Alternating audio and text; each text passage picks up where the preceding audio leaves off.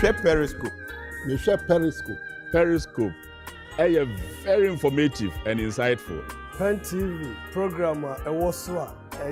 Periscope. Ebuame Emma Minifra Dumwa kwa Dumia was a bebwa. Now betting Yamin Crofwa. Unyankopon afa won so edi dwuma kese Pentecost. Ejida for TV network netie. Anye bomoda so Periscope radiation. Osha Periscope Pen TV so and I kwada so area ewo Kumase Central this is Central Chapel and I want say ene ye ne kwada so area head of the Church of Pentecost and I be twetwe nkomo ansa na be to aso me kai say kwakwaje nkrato aba. Don't forget say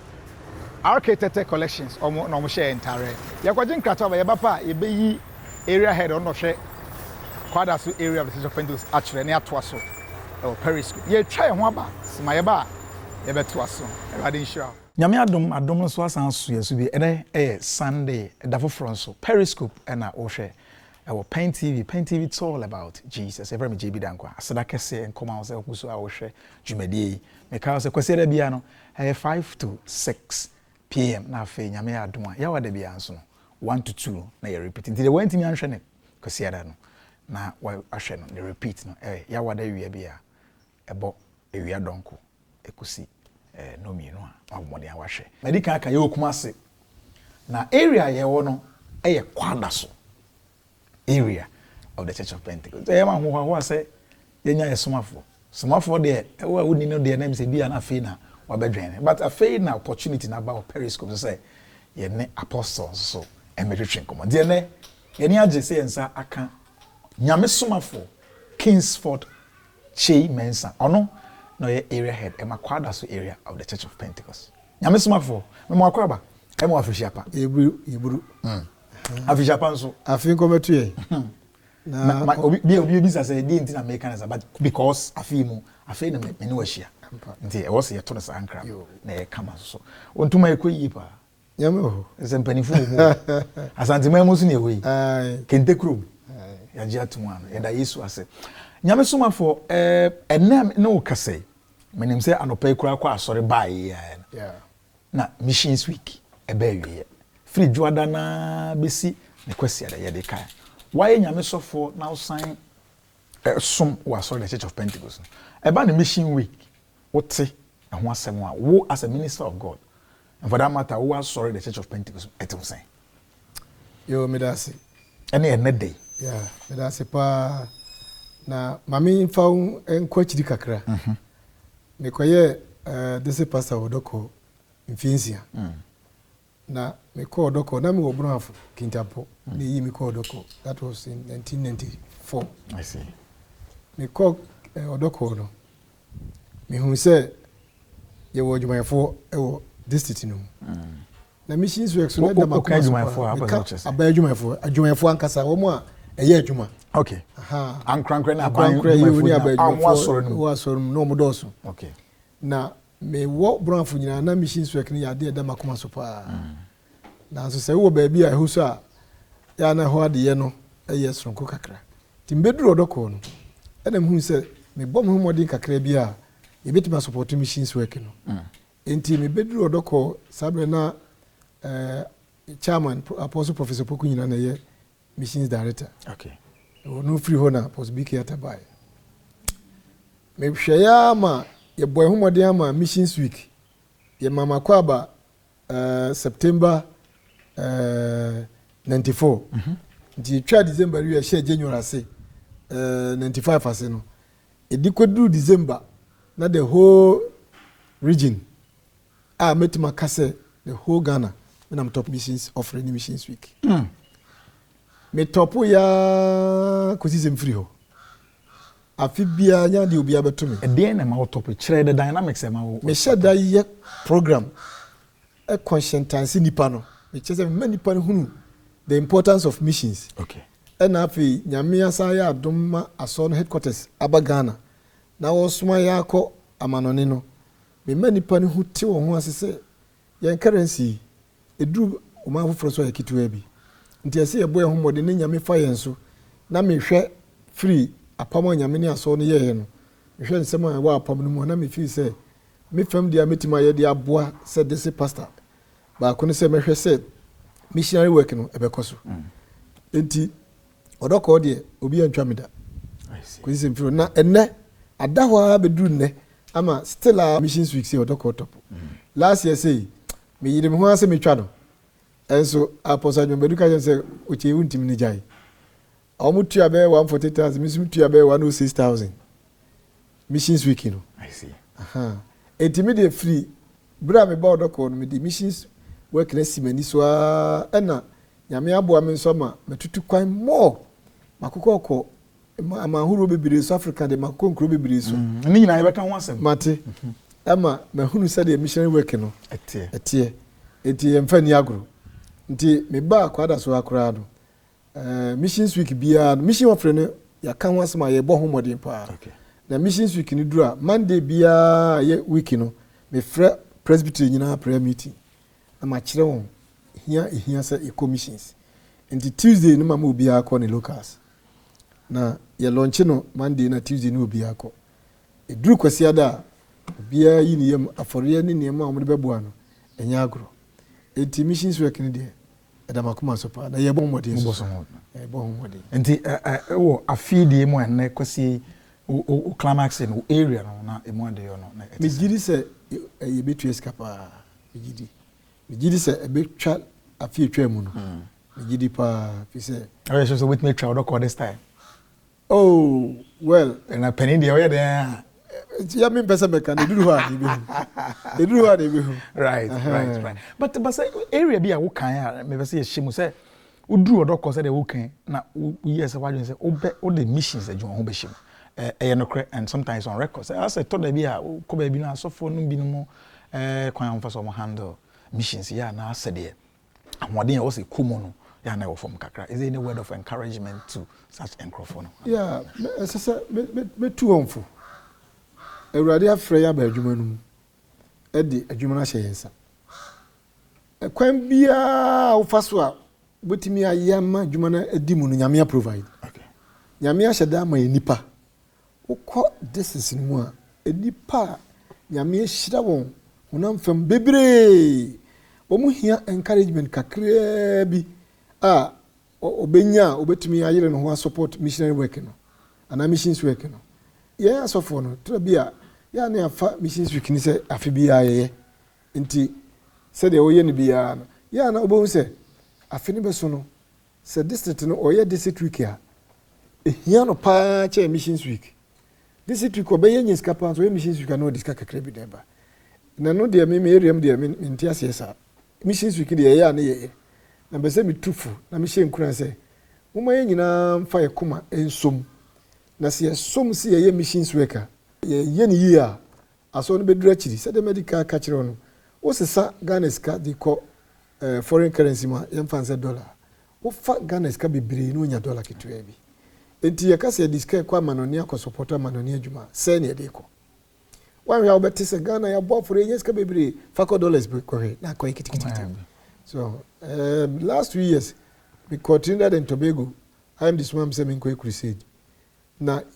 iduru ho no na sika medical enye crusade asem enye crusade asem kura nti many I am the akasa this year after Easter convention no ebeko okay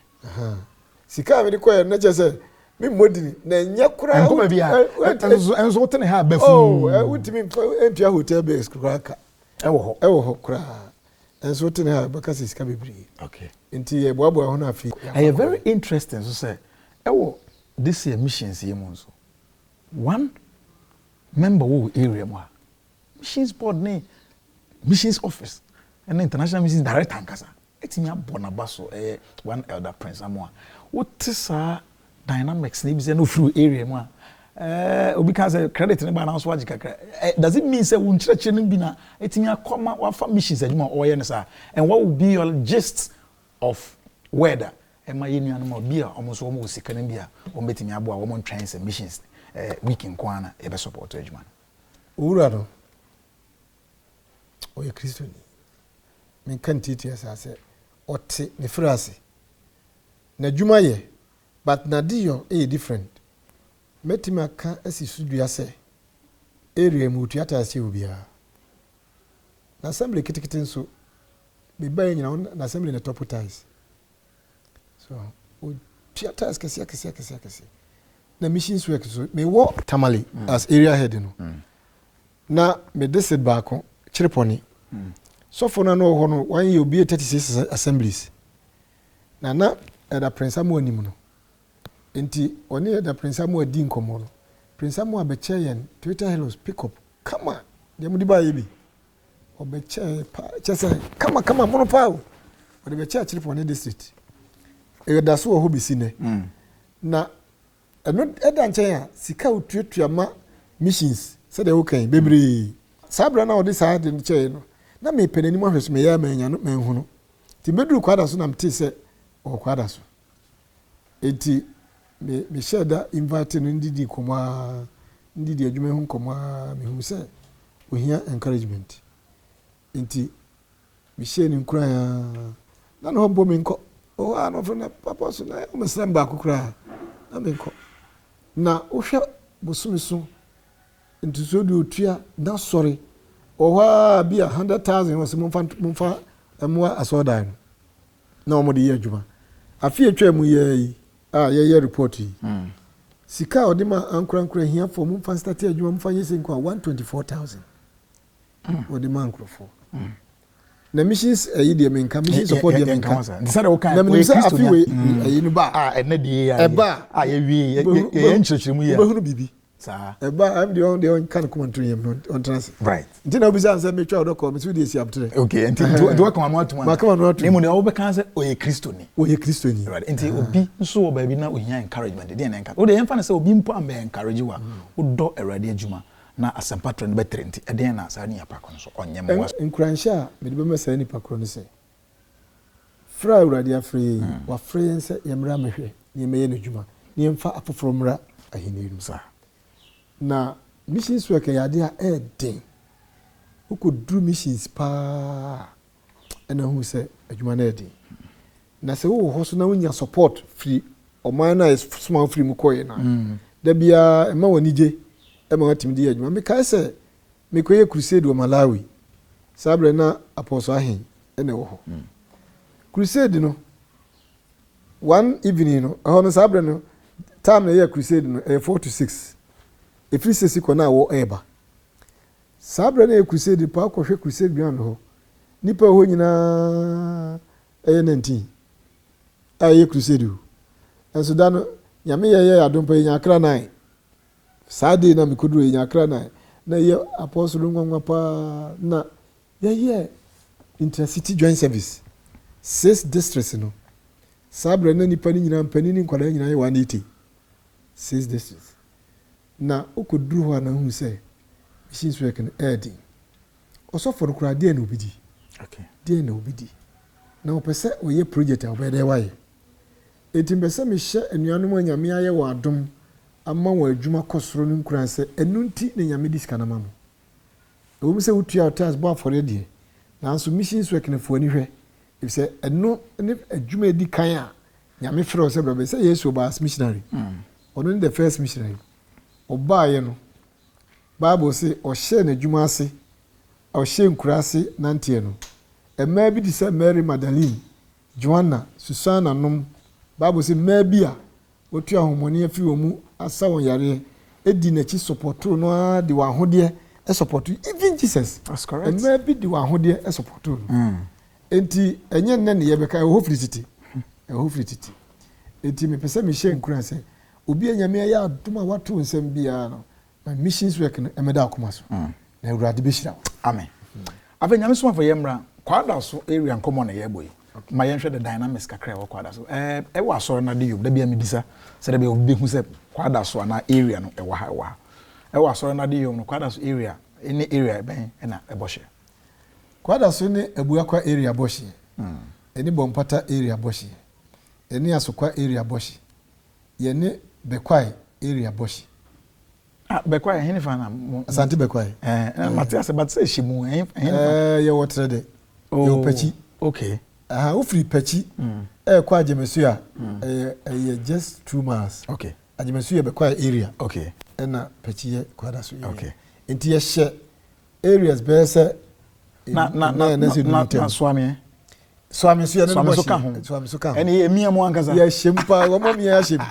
wo mia hyempa nti utwa ho ko ba bi enye yi now yemra kwada so okumase mu abie de but yemra sorry nim memmes na de yo ekuku na wo asoro mu adamado yo no e ba na Awurade adwuma ye mu a wo as an area head it will say oboyade in fact kwada so for yade pa se wo hwe ya me kan se ya be hye areas be se enuma na nsia ntem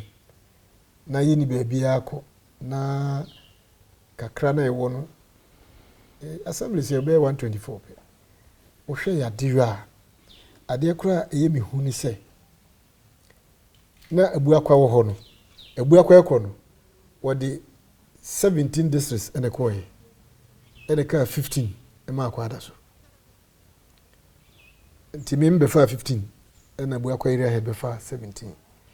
eduru afini twa mu ayewura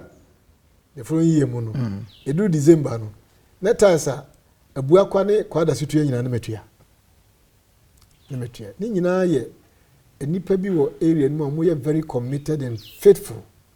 nti eba adwuma ye mu ni a forbomu ni ntuzuridu a in fact kwada so for yade mo yade pa great kwada so area ya fe how many districts are we looking at under kwada so area 17 districts okay mo do draw e sen ntichemu kakra dynamics kakra ho na fe yehwe projects kakra bi a ekoso okay 17 no be 215 the last year ni creative me no kan ho am I 17 okay na your assembly is 124 I see 124 na 124 no your eldest 675 your eldest 675 right and your Dickens 538 and your Dicknesses 894 to overall your officers in 2107 wow 2107 I am Mukobi pa Yakobi officers they will be about oba kwada so how many years ni the third year in females and oh great kafi ba kuna mkopesha females and ave yenhwe ye beba ministry ba ko a eda akoma so na yahwa na project kakra bi ekoso initiated one completed one bi abeto ye worth mentioning fine projects bebre wo area no ade ye nwa pa ne se kwada so ni uhwimase ene asoda na yewi asoda bia ye uncompleted ena santasi kwada so central uhwimase santasi asoda na yewi dia ka bia ye uncompleted bebre no mu ni asoda na de ba ko aboa pa ye CBCB na chairman introduce na so mu de aboa ya minchira do na e toro amam for office bi a CBCB de e chire do ho na na krom kumase ha nsu aboa yie pa aboa pa sa aboa ma villages ana kakra na wo kwada so monyinya so da ya dedicate bi na ha dan a kakra bi ase me be fra bruchire batu anti me ye madwen se kwada so pa de sesei wohwem pa district ba ko pe mienu na eni omissions ba ko de wawie aka kakra bi nti ono by May June ye be dedicate ono pa ho district kro pe na ne de no e volunteer obia te missions great obia te missions this is mienu e creating na no ikura no ya ma ya dedicate ba ko so be dedicate na nsia ni part so for the team nti projects the in fact ya yebi ekoyi pa me problem ba ko an say me ni ba bia me area program ho nanka me ba one area problem nti me de letter come chairman say o mam kwa na kwada so central church no me man facelift okay at least I said to me for the 3000 okay ama we area program because we program bia e dan ko enti nipa ma okay because kwada so for ankasa kura this e ka say omba nko hokura so officers in kwa bishia the officers 2000 plus na no ye apostolization say one night na officers in kwa 1900 and something to na che say enyasem kuma nti don't want any problem nanso minim say nyame ya adoma enu se me nkɔ no na yenya baabi kɔ asɔre wadrim penti ora de be hira me da se nyame so mafo fa yen hwa de area ne mu one ministry ya ne di achi ne evangelism oh na woni me di go wo se mapem 6 areas ne ya piapia ma ma wo hye so still asempa no de upompe wo se koso boy enkomo kakra etesen how is it going pima ya pim no nkyere se evangelism no ibejai se ye kase ya pima no nkyere se ba bi ebi bu churches okay any districts any ya pim na emom nipa de ewo area nipa de empim ye se fi twa mu yi etimi nya akra over 3500 dia na kyere se ye wo nipa o area no enti ye ni wo so pa pe se ministry bia last 2 years me mama ko ye crusade mama ko crusade na fine pa last year crusade said there me yan say penti for by insuo buru ye the whole week so no enso eno kura mu ne manage ye nya akra 26 eno ye all elders crusade wow the first of its kind na na say mama bobo white all elders crusade enti ye hwe say ye be crusade bia be hwe ewiem ye hwe bra en haye na misawo youth crusade so okay and so my dream say be ye na kwan bia be fa so e be twa akra pa e be fa so ti maka kire so for say sa visitors day fellowship no instead of once in a year no e be twice what the program bia ba me the program bia ba a friend of visitors day fellowship sa visitors day fellowship no ti ani say kire mu ya print cards invitation cards na ya chairman members no na omo de ko ba bi omo tete no an invite omo namfo no ne omo no tete area no mu nyina say yes sofo say enne umesra ya sorry na my yeno this is city baby asofo na ayi na try no na my na me share resource no na hu say me sa trem nsem eko more than that okay assembly this is kakra bi na me hu so assemblies me bi o hoso ni ma o mo ye bi na in fact sa program no my 527 souls. Results are winning free. Yeah, you know, one Sunday. So how did this idea? Me wa odoko no. Me ye baako. Na me el de bi na odoko e friend usi adan. Okay. Na ko full gospel pa me nim se oda so kodia. Na full gospel for taisa. Omo se mo ye breakfast meeting. Correct.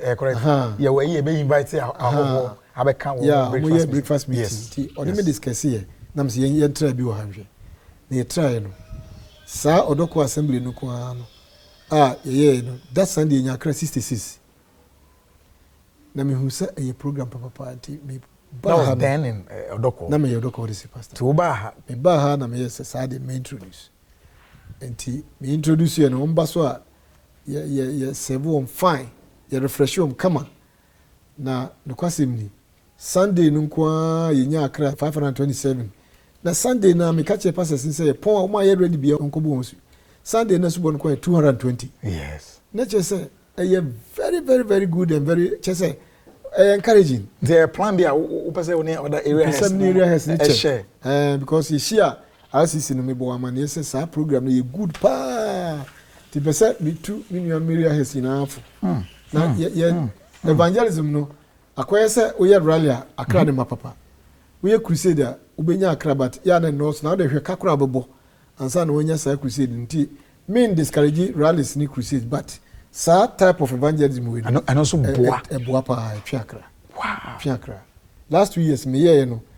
na metukwan program time so na metukwan me ba no record be 300 and something we say record be 527 nya akra 220 free hub no so no binum sa bebo so a omudi adanse say sa program no eno besakrai ti be se mitu me nuanom area has for say sa ade no o man fanka yade yo na ye move away kakra every traditional rallies and crusades no na ye mfie ne hwe sa de man so na yes ibenya and the target even though the year is young this time expected any confirm person akram person munya na ebit and previous this year mom dear the target be 4,000. I'm sorry, why evangelism director da? Is there any few things we have way out be a bit me improve evangelism? wa sorry no bibia iska okay sikasem de efiri mu a enyi say ebo modern sa fi bi budget for evangelism okay say ye budget for evangelism no na ye hwe say e de be adwuma say budget de bia ye na ye budget say ye budget adequate je say e betimi support work adwuma no say wo hwe ayi a students na say University of Uniba yeah wo ye high say Kumasi campus wo ha no ba papa e pese ekwa kwa evangelism nkwala we kwa evangelism anye ekura 150 million 15,000 they say o de ma o of course 15,000 ko ma di mu nti wa anye budget for sa de ma na wa hwe am be ka kura home for adwen ma enso nkwala no kwa omunya krapa nya agro great omunya krapa optim bie locals kura ema eti evangelism de ye challenge kase pa isikasem isikasem tisikasem so de e be free me ne wo se de tie ye ntobo ye be yere ho na ye de abo ama anti me ho say area head de bibi e fa evangelism ho de mini problem wow say all elders crusade see it is come on some crusade oh anybody be support ye omo support you pa but it is come on some crusade eno de hia me pa ba bi on say na kan de ni o papa o te ba na say na baby allowance ho na mo tete bia ko na me ka say fie bebre ni edu apostolization it had me to stream ni afra praise okay ma ko stream ni afra praise na me nim say bia benefit me say me kwa me support wo muntrawo na me duru ho a me support wo papa bia be ko bia me support wo I'm sure because missionary work ni de dabako so de di chat on efe area to aso aba ye nkomo na igusu AD afi apostle it say general secretary of the Church of Pentecost Apostle Alexander Nayakumi ono ne ability tema area head so apostle wete and number best apostolization in summary 90%. It was wonderful. Wow. It was wonderful. Now, yes, participation here fine. Ministration here fine.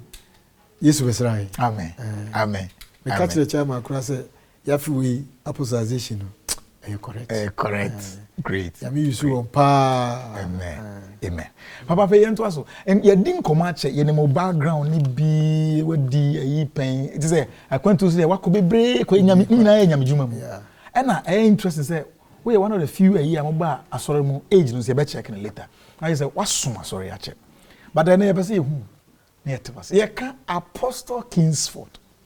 Chamens on ai. Apostle Kingsford Chamens. Hey, Akwabi. Nyame Akwabi. Oh, no problem. Akwabi awonyo bia. Oh, onyo bia ordinary person ya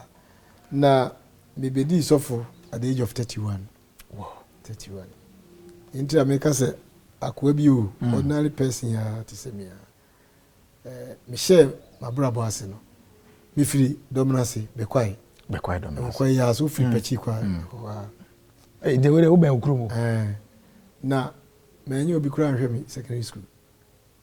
Inya scholarship kura ye beto me niam. Ho ne beba ho. Ba be se ti papa ne han ma me so unuanum. Me papa. Na ye frɛ no Kofinsia. Okay. Odi chei but ni nuanum na me ma no to 6. Nti on frɛ Kofinsia ma. Nsia no be kata chei ni so. Na ma me so de adwo akwatima. Omu nyina afiwia omkwa ni onyamu. Ewrade afrɛ wo. And from currency. Na me papa ne ma me so 5. Yeah, I'm free here. Ye nyina dominance. Mama ne papa nyina free. Nyina free. Ndie. Me papa 18. But now ware yinum bia omo nso ewo baby. Binum free dominance wa de but ware ma be 5. But me mama de. But ne wo 5. Nti ebusunya kase na modo we say 18 mo squad o. Say me free. Yaka 15. Okay. And about 15 so ye na ye mpanifo. Me mama ma na ye mpanifo. Aha. Na mama ma so. Me nu afiri maka miensa. Me na me ye ka akiri. Wow. Mpanifo no mo so mo he from say na mo. Me sister de kwese wa anachi o dominance. Na ono na me brother Bema Dinachi, Bema na friend da Samurichi. Ono wo kantin kro no. Na de odi da na chine film. Na me maba. Wow. Wow. O she brabo ase. Ye wo abasa asisu, abeto papa ne mame. ehene fa na wonyine ye na ede nneema na wo pick free ma me ne papa nkyɛn a ɛna ɛka ho bi na ɛka apostle kye a osi he Kristo adom so ka ho fine o mi domina se de medical kan na mitra nye yi me ma me ne papa gya aware no na se medi be 2 years oh eno mu gya aware nti ma me ankasa ma ntra ne nche e papa de betra yeso anchen o yiye free e ma me nchen e betra yeso anchen domina se ho nti me ni mi sister ni mi nuanum nyina yeso anchen ne tra ya na papa ye soja ni wakoso jajai o soja o soja me nyini ba de no wajai na ni adin e papa ni adin papa na se de no osi na adin nti no na misuro me ho fi se o so mu se obo a otimi buwa ma obo prepra nti na me mpese me ye bibia me offend no nti na me nye basabasa ehwa na di nyini ya na medical elementary school 63 to 73 okay nam di wi and one of the principle of free papa will say oja we ni odene we you be very disciplinarian what do you want how did it benefit ministry as we say esanse na ni adin na ompe basabasa in fact no ompe ohu so ya de anya o ma chance okay ema misuro me ho nti eno na ma nyini ba nyina na mfa me ho mo nkrofo bebiri na de anya me so de chair me ni say we started elementary school no from class 1 to form 4 obi antwa me da me di first kwesi form 4 dina ma me nya nipa ba me ho ba na so me hwe me ho yiye say hwe ho yiye me nko follow me nko didi nkofo bi achi nko ya dia okay you better track your educational layer but we are interested in you know. That's great na ebra wo nyine no papa ne ma wo beto so na mo kwa asore ana ye wo to asore no pese ho no na me maame me nana be ma wo maame no ebusonsum ni ono na odi tigare eba baby a odi maame kotran e fro manso esuade anya manso nkwanta baby nya manso nkwanta manso no akwese o ka asen yo nkru bibiri sha bebe ya asen ye wo manso esuade ne manso kwabena so homi yenu nana me nana no de maame kotran enti ono de na we busonsum ni ena papa so osi one day no osi okọ Roma enso me yini by my hu so wura Roma so I said the way I can say osi okọ Roma and just like one guy me yini by my hu Roma so da bia mu da say okọ Roma sorry enti ya nwome anto asori mu na my sister e di me ne kwatra me so anche no na okọ Methodist na odi ekọ wura Methodist nti odi wura Methodist no na okọ senyi ba na odi me wura mu ena chiri mi free sing ba no kodwan kwe nti na me ekwarista yana atonyompa kanyeni ba to okay mi free ho no na mi wi elementary school me brother be fam betre Kumasi ewura na odi me call nche no ko Pentecost in the year ben we elementary school we elementary school 73 August na me brother be fam freedom na dem ba Kumasi te Kumasi na mo he odi so odi kotra he anyi panse odi me koma owura bi no a Pentecost elder e wa yija sise kro wo US or Minnesota US me ta ko kra kwasra wo okay ti me koye no na afi mi sako university fellowship SU e wo tech UST scripture union time now omo wo scripture union is our university fellowship okay but now me call university fellowship okay ehona mkoto apostle Jimani apostle Ayira kwa ne nipa bibiri mu aburuchiri mkoto wo mu nti ma mani G fellowship na nti me koya ti me hu se owura na me ne eye adwuma no eye Pentecost elder no na me free Methodist mu na me call Pentecost okay enti as we speak yen track your academic and quickly as we speak no highest level in there me highest level BTH okay bachelor me wo fine diploma in English and office management and administration okay all right enti yem na nti wo ba krom na say ye far free dominance ba Kumasi na what we form for. Yeah. Obey the idea man obey how are you able to Maybe so photography printing. oh Printing. why Na me ye- angles Me ye one of the best photographer Kumasi produce. wow. Me a very good photographer. Professional. Me call me master in China me ne adwuma no. Me sai jai ko ye adwuma wo Ashtown. Ewo photography na. Tina owura bi ewo Tamale. Ono ko ye ne de London no be bie photography kese. Studio kese wo Tamale. Ohu made ye na no nim kasa no dim ko Tamale. Timi ko ye bi wo Tamale printing. Na me a specialist. Wow, at that time. At that time no. Hey. Agro. Enti na me soma me boss na adwuma ni be ye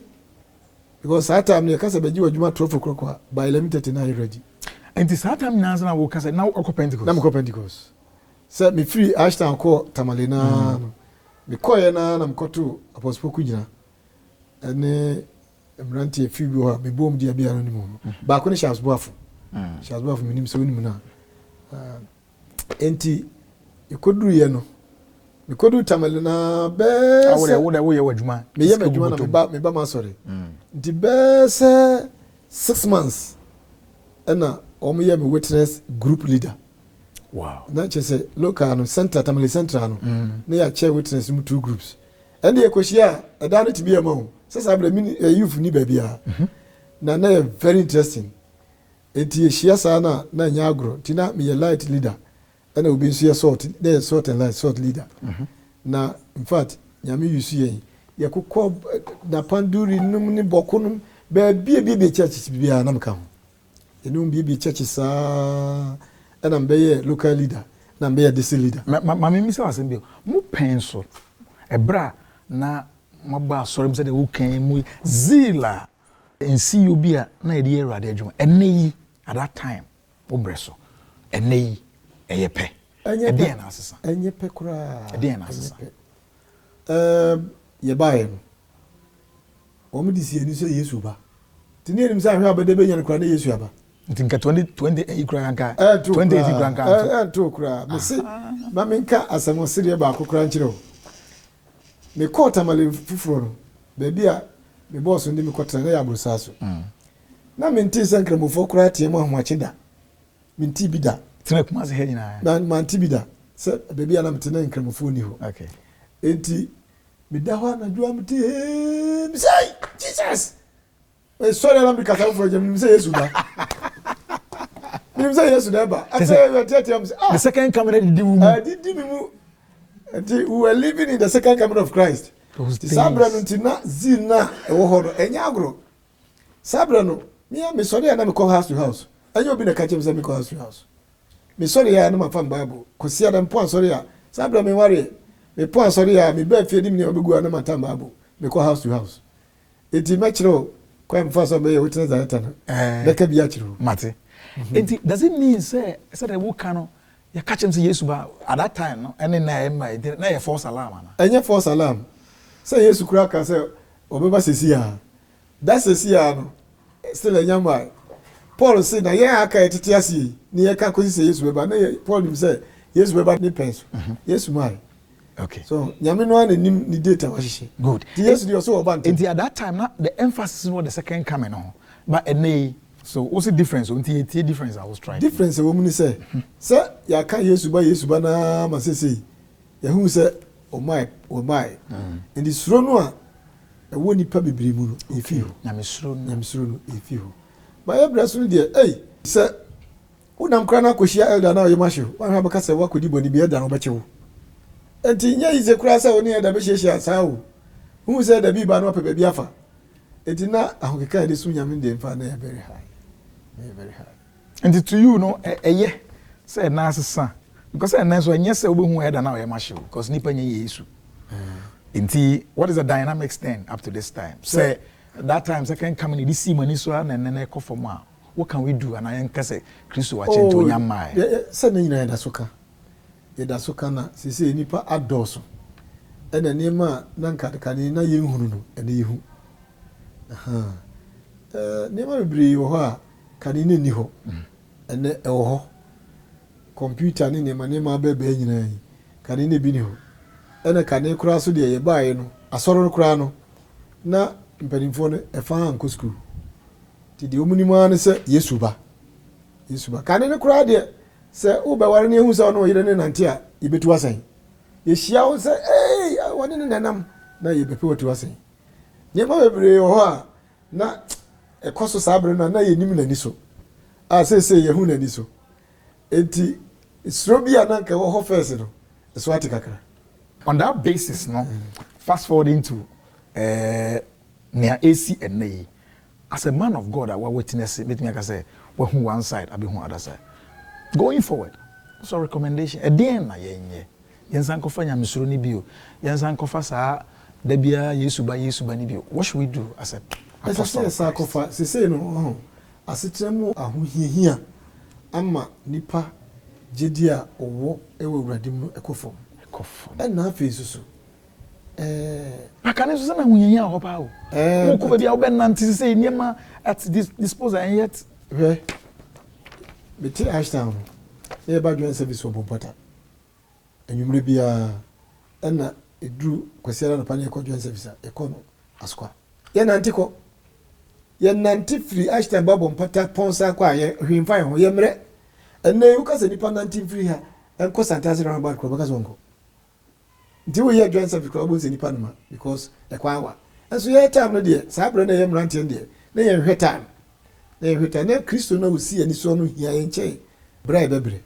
nti de mepɛ sɛ meka na mesra ne sɛ saa nneɛma de yɛnsan fa ngura asafo mu members no mu hu sɛ wonya bɛgye yesu adi no asudi kɛse abɛda wo so na yɛnsa kanea brabo no na yɛbɔ suro no na yɛdi suro awurade no yɛmfa saa suro no ɛnyɛ adwuma na ɔma ɛnyɛ den ya ɔbɛba ɛnyɛ den ya ɔbɛba nti yɛto so aba tamale na wahyɛ adwuma no se ɛde kɔ ni menim sɛ at that time young guy was on warrior na photo adwuma I can imagine at that time cry no ne dodoɔ ne sɛn nti photo adwuma ne sika wo mu ye paa ebi ne kra na ase de adan ɛnyɛ easy enti ne sika ɛbɔ kakra ho enti na afei obi sika bɔ ho wasɔre kɔ mu ɛne breben na afei de ɔbɛhyɛ mu a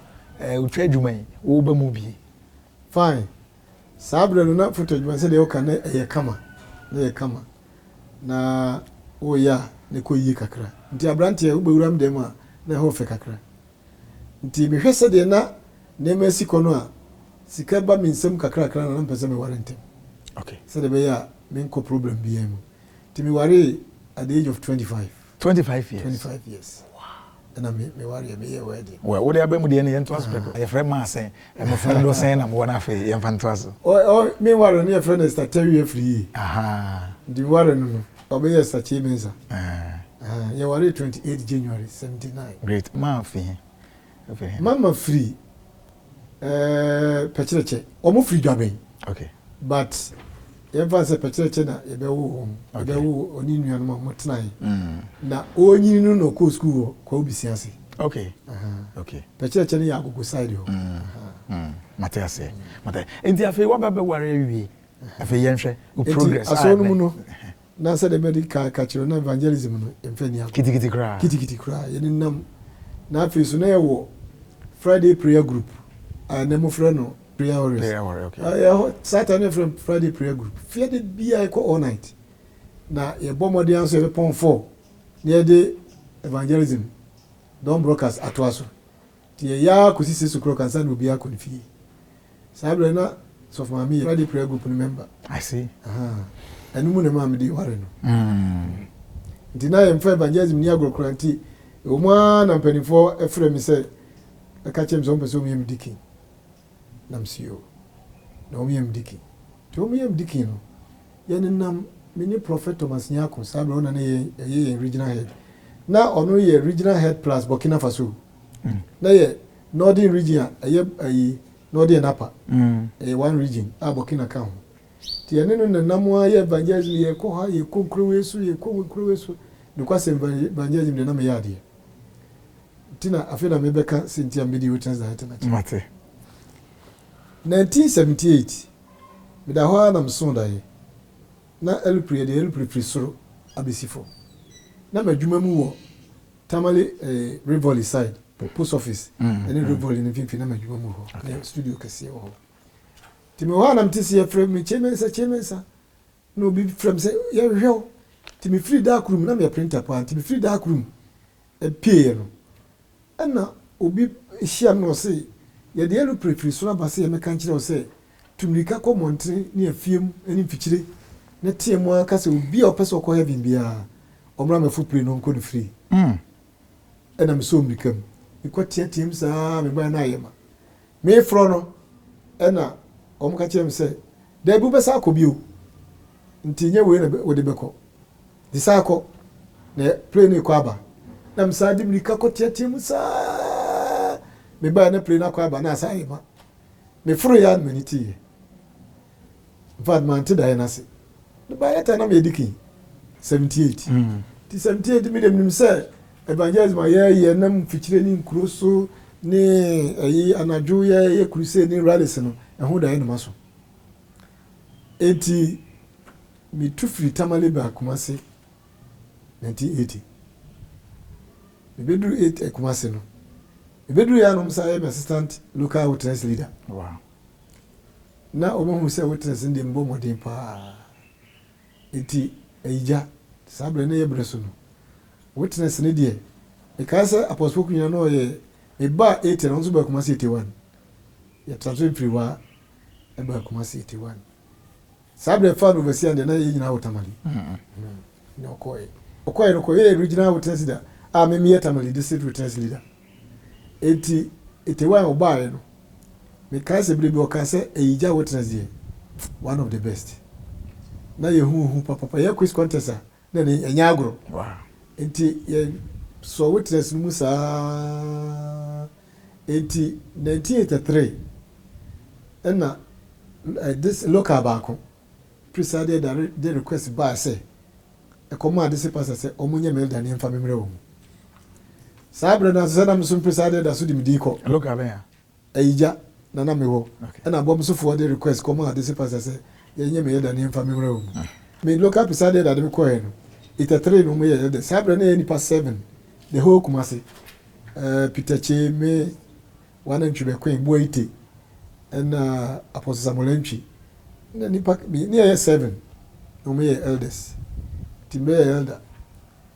na bi elder na transfer me ko bomso na mkoto apostle Halvo na ono ye local witness leader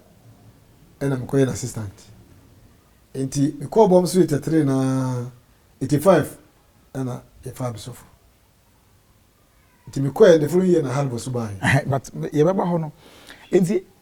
sa daia na wo kan say wo so ye ya play ne ba mpre no wo koye mo adwuma wante ase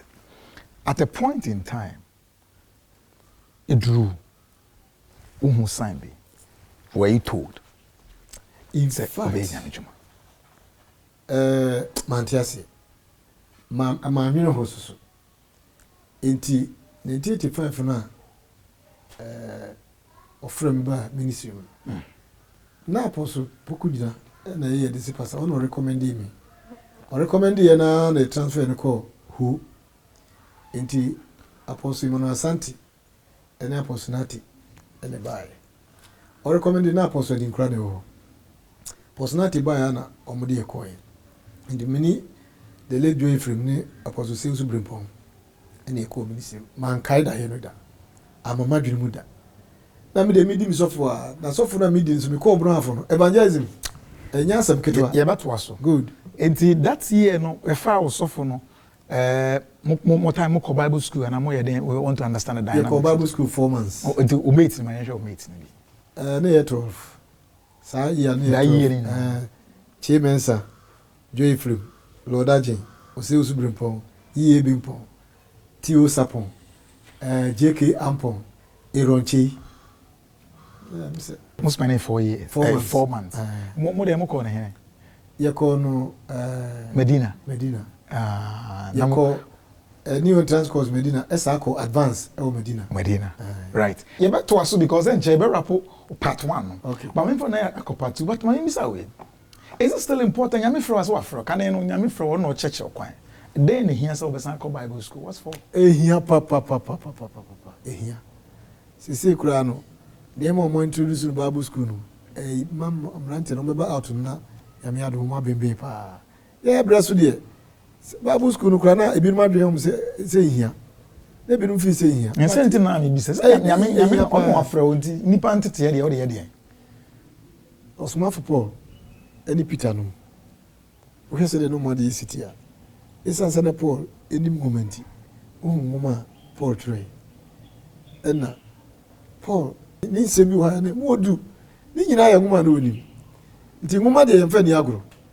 Bible school akura na ni mebi wo ha wa ni mebi wo kwa dia preach da odu ahun sese wati